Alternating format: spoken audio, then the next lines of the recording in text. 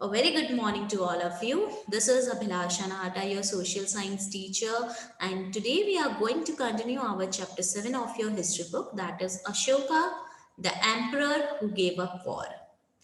So, in our previous class, we discussed about who is known as emperor, okay, and after that, what is an empire? A very big kingdom is called an empire, and our national emblem, the lion capital, is the which we got from Sarnath. This pillar, the lion capital, this pillar we get from the Sarnath, and the four lions of our national emblem shows the direction northwest, south, and east. After that, we talked about dynasty. What is dynasty? Dynasty, when the members of the same family became rulers one after another, is known as dynasty. And after that, we talk about the Mauryan empires, the important cities of Mauryan empire, that is Patliputra, Takshila, and Ujjain. Then we talk about empire, how are empires different from kingdoms. So as compared to kingdoms, empires are very vast, very big, so they need more resources than kingdoms, because emperors have to manage all the have to manage the big area. They need to protect it by big armies. They also need so many officials who can collect taxes from different people. So our next topic for today is ruling the empire. So, as the empire was so large, different parts were ruled differently. The area around Patliputra was under the direct control of the emperor. This meant that officials were appointed to collect taxes from farmers, herders, craftspersons, and traders who lived in villages and towns in the area. Officials also punished those who disobeyed the ruler's orders. Many of these officials were given salaries. Messengers went to and fro, and spies kept a watch on the officials. And of course, the emperor supervised them all with the help of members of the royal family and senior ministers. So as you all know, empire जो होता है बहुत बड़ा होता है, बहुत large होता है, उसमें बहुत से स्मॉल स्मॉल किंगडम्स होते हैं. तो जो अब स्मॉल स्मॉल किंगडम्स होते हैं, एम्पायर इतना बड़ा भी होता है, तो जो हर एक एरिया है अलग अलग तरीके से रूल किया जाता है. तो जो पाटलिपुत्र वाला एरिया था, जो आज का प्रेजेंट डे पटना का एरिया है, या फिर आप इस मैप में देखते हो तो ये वाला जो एरिया था, यहाँ का आसपास का जो एरिया था, वो जो एम्परर थे, ठीक है, वो डायरेक्टली अपने कंट्रोल में रखते थे. इसका मतलब ये था कि जो बहुत सारे ऑफिसर्स को अपॉइंट किया जाता था कि वो फार्मर्स से, हर्डर्स से, क्राफ्ट पर्सन से, ट्रेडर्स से क्या करे, टैक्सेस कलेक्ट करे जो विलेजेस और टाउन्स में रहते थे उस एरिया के. प्लस जो ऑफिसर्स थे, अगर किंग के ऑर्डर्स को नहीं मानते थे, डिसओबे करते थे, तो वो क्या है, उनको पनिशमेंट भी दी जाती थी. बहुत से ऑफिसर्स जो हैं उनको सैलरीज भी मिलती थी उनको काम करने के लिए. Messengers went to and fro. Messengers जो संदेश एक जगह से दूसरे जगह कोई मैसेज को कन्वे करना है, तो उस टाइम पे तो टेलीफोन, इंटरनेट नहीं था, तो पर्सन ही जाते थे ना, कि अगर एक किंगडम से दूसरे किंगडम में कोई मैसेज देना है, कोई ऑर्डर फॉलो करवाना है, तो मैसेंजर्स, जो एम्परर थे, मैसेंजर्स को सेंड करते थे, तो वो आते जाते रहते थे. Spice kept a watch. Spice भी होते थे. स्पाइस मतलब डिटेक्टिव्स होते हैं, ठीक है, वो सीक्रेटली जो ऑफिसर्स हैं वो अपना काम सही से कर रहे हैं कि नहीं कर रहे हैं, उसके लिए स्पाइस को भी अपॉइंट किया जाता था, डिक्टेटर्स को भी अपॉइंट किया, सॉरी, डिटेक्टिव्स को भी अपॉइंट किया जाता था कि ऑफिशियल्स कुछ डिसोबे तो नहीं कर रहे हैं, अपना काम सही तो कर रहे हैं. एंड ऑफ कोर्स एम्परर जो होते थे उनको सुपरवाइज करते थे, उनको बताते थे कि आपको क्या क्या काम करना है, आपको कैसे काम करना है. एंड जो रॉयल फैमिली के मेंबर्स थे, सीनियर मिनिस्टर्स थे, उनके हेल्प से एम्परर ये सारा काम कर पाते थे. There were other areas or provinces. Each of these was ruled from a provincial state such as Takshashila और उज्जैन. हमने अपने लास्ट क्लास में तक्षशिला और उज्जैन की बात की थी. जो आपका देखो तक्षशिला आज के प्रेजेंट डे जो पाकिस्तान में है, ये वाला जो यहाँ पे एक इम्पोर्टेंट किंगडम था मौर्यन एम्पायर का, प्लस उज्जैन का भी. उज्जैन जो आपका यहाँ पे मध्य प्रदेश में है, प्रेजेंट डे मध्य प्रदेश में, ये इंपॉर्टेंट सिटीज थी. यहाँ से भी क्या होता था, इनको प्रोविंशियल कैपिटल बोला जाता था, ठीक है. और यहाँ से भी बहुत सारे काम किए जाते थे. Although there was some amount of control from Patliputra and royal princes were often sent as governors, local customs and rules were probably followed. ठीक है. बहुत ऑब्वियसली जो पाटलिपुत्रा अब कैपिटल था और एम्परर का डायरेक्ट कंट्रोल था, तो पाटलिपुत्रा का कंट्रोल ज्यादा था तक्षशिला और उज्जैन से. बट फिर भी तक्षशिला और उज्जैन जो है प्रोविंशियल कैपिटल मानी जाती थी, और यहाँ पे बहुत सारे काम किए जाते थे. बहुत से रॉयल प्रिंसेस को गवर्नर बना के भेजा जाता था. वहाँ के लोकल कस्टम्स और रूल्स को भी फॉलो किया जाता था. Besides, there were vast areas between these centers. Here, the Mauryans tried to control roads and rivers, which were important for transport, and to collect whatever resources were available as tax and tribute. For example, the Earth Shastra tells us that the northwest was important for blankets and South India for its gold and precious stones. It is possible that these resources were collected as tribute. अब देखिए, अब इन areas के बीच में gap भी बहुत ज्यादा था, ठीक है. तो मौर्यंस जो थे क्या करते थे, जो भी रोड यहाँ से निकलती थी उस पर कंट्रोल करने की कोशिश करते थे, रिवर्स को कंट्रोल करने की कोशिश करते थे. क्योंकि अगर कोई भी गुड्स है एक जगह से दूसरी जगह ले जाना है तो रोड्स के थ्रू या रिवर्स के थ्रू ही लेके जाते थे. तो मौर्यास ट्राई करते थे रिवर्स को और रोड्स को कंट्रोल करने के लिए, क्योंकि वो बहुत इंपॉर्टेंट होते हैं ट्रांसपोर्ट के लिए. और यहाँ से जो भी रिसोर्सेज जाते थे उनको एज अ टैक्स और एज अ ट्रिब्यूट कलेक्ट करना मौर्यास के लिए इजी हो जाता था. अब जैसे कि एग्जाम्पल है अर्थशास्त्र, जिसमें चाणक्य की भी बहुत सी नीतियां लिखी गई है, उनके एडवाइसेस लिखी गई है. तो अर्थशास्त्र tells us that the north west was important for blankets. जो नॉर्थ वेस्ट है, ठीक है, ये वाला जो एरिया है आपका नॉर्थ वेस्ट, ये वाला एरिया, यहाँ पे ब्लैंकेट्स बहुत अच्छी बनती है. तो यहाँ पे ब्लैंकेट्स के लिए इंपॉर्टेंट था. वही साउथ इंडिया, यहाँ पे गोल्ड और प्रेशियस स्टोन्स बहुत अच्छे मिलते हैं, ठीक है, नेचुरल रिसोर्सेज में. तो यहाँ ये गोल्ड और प्रेशियस स्टोन्स के लिए बहुत इंपॉर्टेंट है. So it is possible that these resources were collected as tribute, और इनको as a tribute भी collect किया जाता है. Now अब क्वेश्चन अराइज हो रहा था, तो मैम आप बार बार एक ट्रिब्यूट वर्ड यूज कर रहे हो, what is the meaning of tribute? So tribute, unlike taxes which were collected on a regular basis, tribute was collected as and when it was possible from people who gave a variety of things more or less willingly. Tribute normally, taxes तो क्या है, normally regular basis पे collect किए जाते थे, but tribute normally regularly collect नहीं किए जाते थे. ट्रिब्यूट तब कलेक्ट किए जाते थे जब हो सकता है कोई लोग वहां से निकल रहे हैं, किसी ने कोई खोज की है, बहुत सारी चीजें हैं, तो वो उनसे लेते थे. तो people who gave a variety of things more और लेस विलिंगली, बहुत सारे लोग जो हैं बहुत अलग अलग तरीके की चीजें जो है एम्परर को, किंग को देते थे, और मोर और लेस विलिंगली. कोई जरूरी नहीं है कि विलिंगली दे, कि उनके मन से दे, हो सकता है जबरदस्ती भी उनसे ले लिया जाता था. So there were also the forested regions. People living in these areas were more or less independent, but may have been expected to provide elephants, timber, honey and wax to Mauryan officials. अब forested reason भी, बीच में forest का reason भी बहुत था. आज के time पे तो हम देखते हैं फॉरेस्ट कम हो चुके हैं, हमने रोड्स वगैरह ज्यादा बना लिए, बिल्डिंग्स वगैरह ज्यादा बना लिए. तो पहले ऐसा नहीं था, पहले फॉरेस्ट एरिया ज्यादा था. तो यहाँ पे जो लोग रहते थे फॉरेस्ट एरिया में, वो इंडिपेंडेंटली रहते थे. बट बहुत सारे लोगों को क्या करवाना, जो फॉरेस्ट रीजन में रहते थे उनको मौर्यास को एलिफेंट्स देने पड़ते थे. टिम्बर, टिम्बर जो लकड़ी, बहुत स्ट्रॉन्ग लकड़ी होती है टिम्बर, टिम्बर अच्छी क्वालिटी की होती है, टिम्बर देना पड़ता था, हनी जो कलेक्ट करते थे वो देना पड़ता था, वैक्स कलेक्ट करते थे वो देना पड़ता था मौर्यन ऑफिशियल्स को।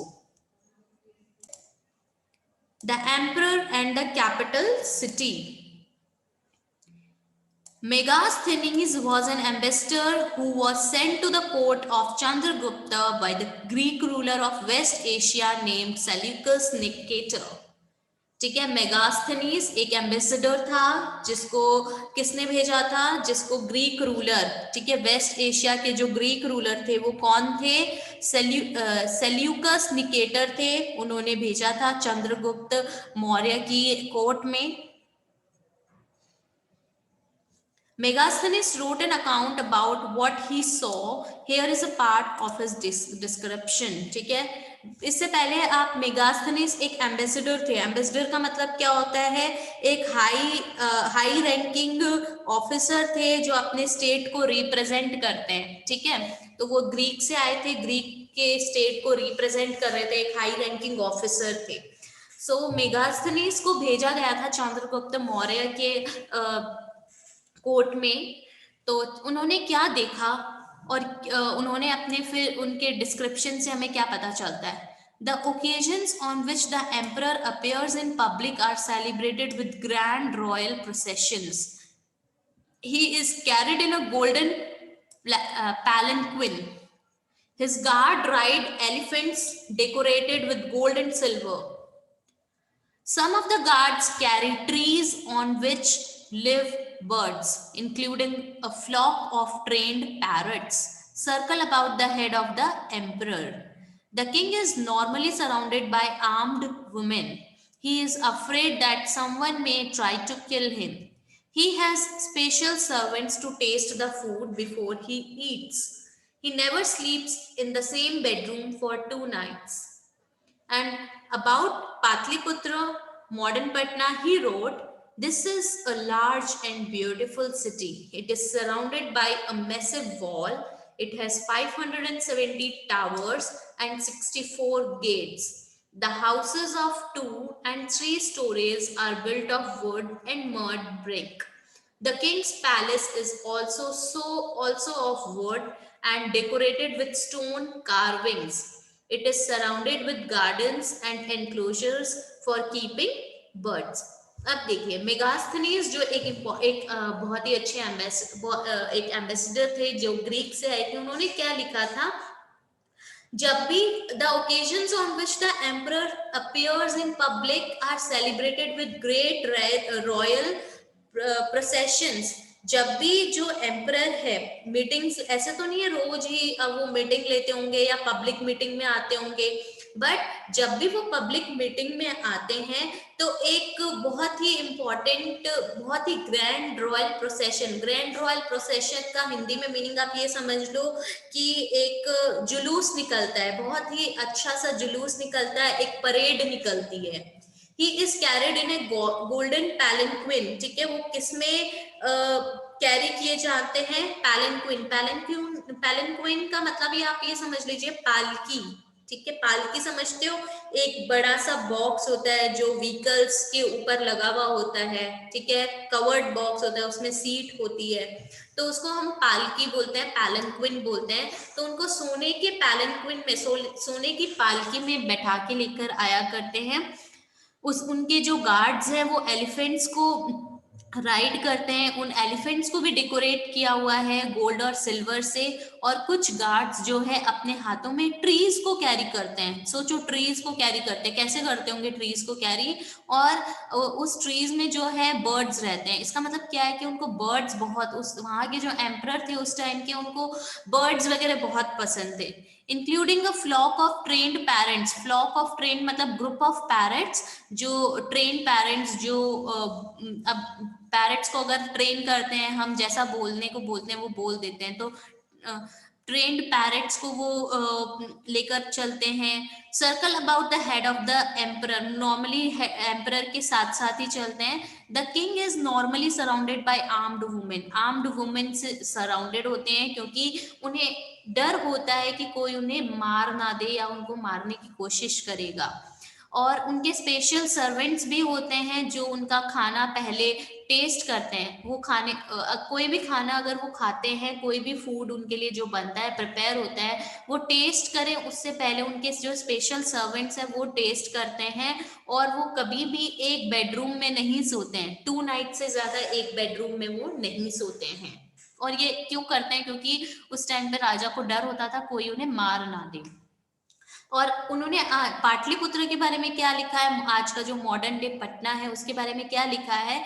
This is a very large and beautiful city, बहुत ही सुंदर सिटी है। यहाँ पे बहुत ही बड़ी बड़ी और मोटी मोटी दीवारें बनी हुई हैं। यहाँ पे 570 टावर्स हैं, 64 गेट्स हैं। जो the houses of 2 and 3 stories are built of wood and mud brick. जो 2 या 3 जिसमें रूम होते हैं, ऐसे घर जो है क्या है वहां पे वुड के या फिर मड ब्रिक के गेट बने हुए हैं, या फिर ये हाउसेस मड ब्रिक के बने हुए हैं या वुड के बने हुए हैं। जो किंग का पैलेस है वो भी वुड से बना हुआ है और उसको स्टोन कार्विंग से, जो प्रेशियस स्टोन्स होते हैं उससे उनको डेकोरेट किया गया है।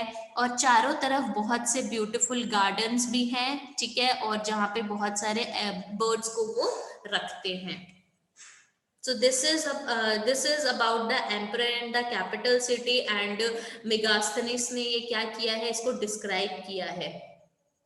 Now Ashoka, a unique ruler. Ashoka को एक यूनिक सा, एक अलग सा रूलर क्यों बोला गया है? The most famous Mauryan ruler was Ashoka. He was the first ruler who tried to take his message to the people through inscriptions. Most of Ashoka's inscriptions were in Prakrit. प्राकृत एक लैंग्वेज है and were written in the Brahmi script. अब देखिए, Mauryan most famous Mauryan ruler जो कहलाते हैं वो अशोका कहलाते हैं। और ऐसा बोला जाता है कि अशोका पहले रूलर थे जिन्होंने अपना मैसेज लोगों तक, अपना मैसेज कैसे पहुंचाया? उन्होंने लोगों तक अपना मैसेज इंस्क्रिप्शंस के थ्रू करवाया। इंस्क्रिप्शंस का मतलब जब दीवारों में या फिर मेटल्स में लिखवाते हैं, खुदवाते हैं, ठीक है, और लोगों तक पहुंचवाते हैं उस मैसेज को, तो उसको हम इंस्क्रिप्शंस बोलते हैं। आपने पहले अपनी चैप्टर्स में पढ़ा है इंस्क्रिप्शंस क्या है। तो ऐसा बोला जाता है अशोका पहले रूलर थे जिन्होंने अपना मैसेज जो है इंस्क्रिप्शंस के थ्रू लोगों तक पहुंचवाया। एंड मोस्टली जितना भी अशोका के इंस्क्रिप्शंस में गिवन है वो प्राकृत लैंग्वेज में है, और जिसको कौन से किस किस स्क्रिप्ट में लिखा गया है? ब्राह्मी स्क्रिप्ट में लिखा गया है, ठीक है। जैसे हिंदी लिखते हैं, कैसे लिखते हैं? हिंदी की लिपि होती है, ठीक है। वैसे अब चाइनीज अलग अलग लैंग्वेज, चाइनीज की अलग फॉर्मेशन होती है लिखने की, वैसे ही प्राकृत जो है ब्राह्मी स्क्रिप्ट में लिखी गई है। Now next topic is Ashoka's war in Kalinga. बहुत इंपॉर्टेंट है कलिंगा। देखो हम अब मैप में देखते हैं कलिंगा कहाँ पे है। कलिंगा एक जगह का नाम है, ठीक है। ये देखो, ये वाला जो एरिया है आप देखते हो महानदी और गोदावरी के बीच का जो एरिया, इस एरिया को कलिंगा बोलते हैं, ठीक है। सो अशोका's war in Kalinga. Kalinga is the ancient name of coastal Odisha. Orissa, आज का जो प्रेजेंट डे उड़ीसा है, वहाँ का जो कोस्टल एरिया है उसको कलिंगा का नाम दिया गया था। एंशियंटली पहले उसको कलिंगा बोला जाता था। Ashoka fought a war to conquer Kalinga. However, he was so horrified when he saw the violence and bloodshed that he decided not to fight any more wars. He is the only king in the history of the world who gave up conquest after winning a war. अब देखिए, इसकी पीछे एक बहुत बड़ी story है। अशोका जो थे, बहुत सारे एरियाज को उन्होंने कॉन्क्वेर किया, कैप्चर किया है, बट जो कलिंगा का वॉर था ना, वहां पे अशोका खुद लड़ने गए थे। वो खुद वॉर देखने गए थे, वॉर लड़ने गए थे कलिंगा के राजा के सामने। इससे पहले जितने भी वॉर हुए थे, अशोका कभी भी सब अपने मिनिस्टर्स को या फिर अपनी आर्मी को भेजता था, और वो जब जीत जाते थे तो वो एरिया कैप्चर कर लेता था, कॉन्क्वेर कर लेता था। बट पहला वॉर, अशोका एक पहला वॉर ही लड़ने गए थे, वो कौन सा था? कलिंगा का वॉर। और जब वो कलिंगा का वॉर जीत गए, उन्होंने देखा कि जो वहां की नदी है, ठीक है, पूरी लाल हो चुकी है पूरी नदी में, क्योंकि इतना खून बहा है, इतना वायलेंस हुआ है, वहां के इतने सारे लोगों की डेथ हो गई है। तो उसने जब ये बहुत ही हॉरिफाई माहौल देखा, बहुत ही हॉरिफाइड माहौल देखा, इतना वायलेंट सबको देखा कि इतना खून बहा है, कितने लोगों की डेथ हो गई है, यहाँ की जो नदी है, मैं आपको एक वीडियो भी दिखाऊंगी इससे रिलेटेड, कि यहाँ की जो नदी है पूरी लाल हो चुकी है ब्लड के कारण। तो ये सब देख के उन्होंने उसी दिन डिसाइड किया कि मैं आगे से कोई भी वॉर नहीं लड़ूंगा, ठीक है, अब आगे से कभी भी फाइट नहीं करूंगा।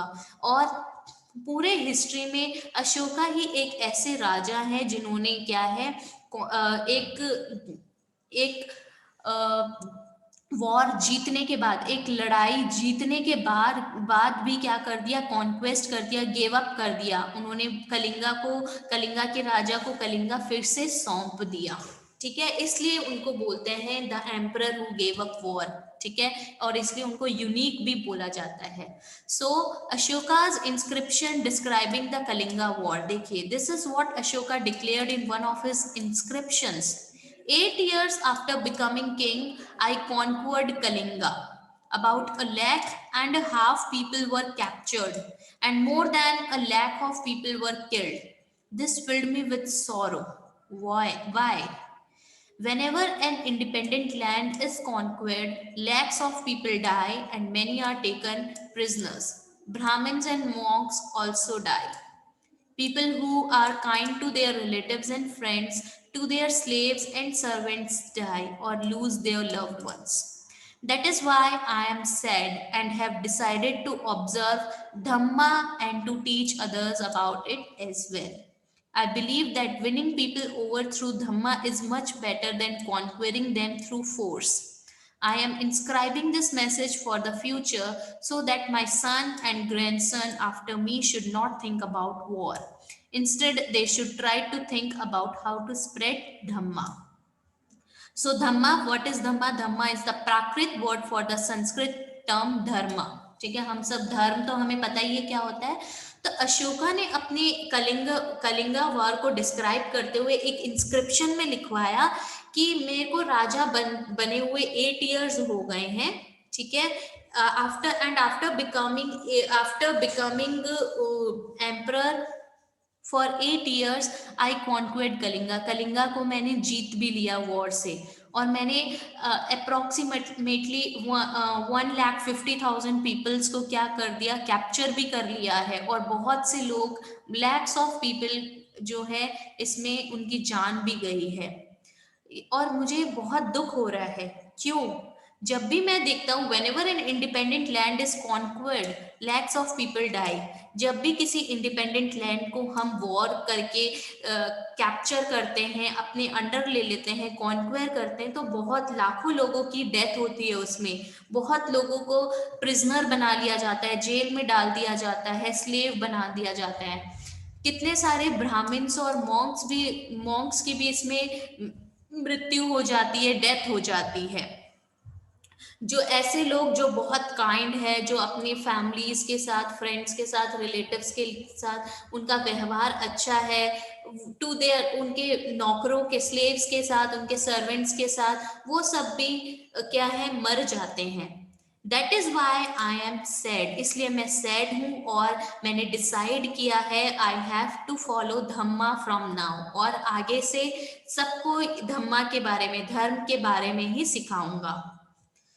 I believe that winning people, Ashoka ने बोला कि लोगों को दिल से जीतना, धर्म से जीतना ज्यादा अच्छा है, ज्यादा अच्छा है कि उनकी लैंड को कैप्चर करके उनको फोर्सफुली जीतने से। इसीलिए मैं ये मैसेज इंस्क्राइब करवा रहा हूँ कि फ्यूचर में जो भी मेरा बेटा हो या जो भी मेरा सन हो, ग्रैंडसन हो, वो वॉर के बारे में सोचे ना, इंस्टेड वो क्या करे, धर्मा को स्प्रेड करे, ठीक है। So this is about Ashoka's inscription describing the Kalinga war, और इन्होंने क्यों कलिंगा वॉर को कॉन्क्वेस्ट कर दिया था जीतने के बाद। और बेटा एक इम्पॉर्टेंट बात, अशोका ने कलिंगा वॉर में क्या किया था, गिव अप कर दिया था कि आगे से वो कोई भी वॉर नहीं करेंगे। इसके बाद भी वो 40 इयर्स तक उन्होंने पीसफुली क्या किया था, रूल किया था। So that's why he is known as a great ruler, he was known as a great ruler, और उसको आज की डेट में भी एक यूनिक रूलर के नाम से यूनिक रूलर माना जाता है। So class, this is all about today. Go through this chapter very carefully, read this chapter, and if you face any problem, you can approach to me in my next class. Thank you so much. Bye bye. Take care.